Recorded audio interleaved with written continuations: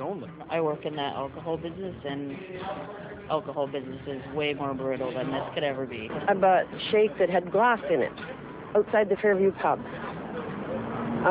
I didn't buy it. My friend did, and I smoked it, and it just didn't feel right, and I took it.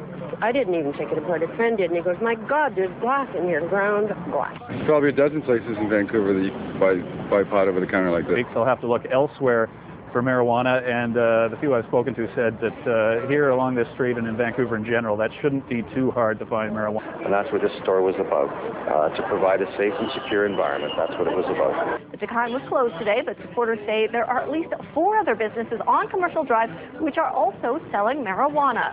I don't really see what all the fuss is about. I think there's probably a percentage of the community that's up in arms about the Kine and its operations and stuff. But I think most of the people over the past couple of years that have moved to the Drive appreciated it for what it was. The businesses definitely should be shut down. It's really quieted down. There's not as many drug dealers around, so I think it's an improvement. This shouldn't ever have become a matter involving the Vancouver police. Eileen Mosca is the volunteer president of Commercial Drive's local community police center. The Kine is located a block away from it. I know that the city knew as much as we did, which was it was going to be a business. It was going to traffic in marijuana, it was going to sell retail, and it was going to have food and beverage. Because I think Big Brother at City Hall decided this is okay. It's a good place to try this. Good place, Commercial Drive. They'll put up with any crap over there. I'd certainly rather have that on the street than a rowdy bar that's open till 4 a.m. and people having brawls out in front. It hasn't been a problem for us. Doesn't make me feel any more safe, but it doesn't make me feel any less. I think it's wonderful that we're seeing, finally seeing democracy in action, and we're seeing people standing up against their culture being blacklisted like this, being declared illegal just because it's something that a certain percentage of the population doesn't agree in it. What's the difference between marijuana and alcohol, really, you know? The only difference is the government don't get their cut. I get a little more annoyed when I have 30 people whispering marijuana to me on the street, trying to sell it to me when I'm with my kids, in the park. But to have it here where it's clean and safe and open, it makes sense to me. Well, I've lived here for 16 years, and I've never seen the street as clean of drug dealers as I have since this place opened. Cigarettes are not something we want our kids to have access to. What about the residents? They're just renters. Well, there's dealers that are going to be here one way or another, and those dealers are going to be with the hard drugs. Shuttle the middleman. Dealers are going to take hard. Why aren't they out chasing drunk drivers and shit like that?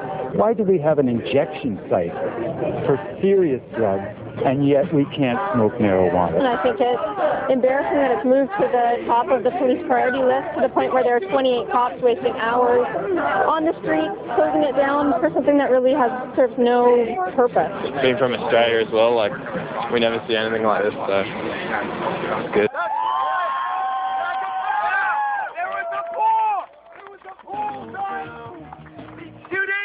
Ago, 90% of the merchants on the drive want to see the Kine stay open. But the president wants to shut me down.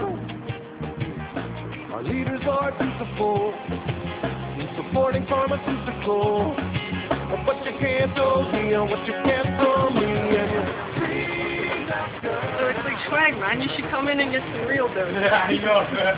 Another sativa, skunk. We have Damien, which is an indica, good for body pain relief, physical pain relief. We have the one. I'm appalled to the whole idea because they got rid of all the crime in this area. So like they said, the worst thing they had was stone people walking up and down the street. Well, after I left, apparently Woody Harrelson did. Yeah, that's right. And right on. I haven't seen it. Cool. And this lady's just doing something nice for the community and providing a service, and they shut her down with all 4. I think we've made tons of progress, because it's just, it's just time, and history's being made right here. This is awesome.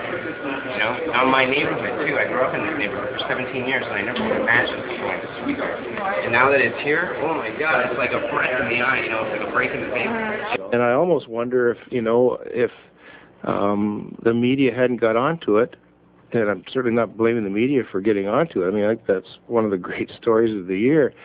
I wonder how long it would have gone before it would have become an issue. Mr. Coleman has sent his boys in to humiliate the mayor. and the citizens be damned.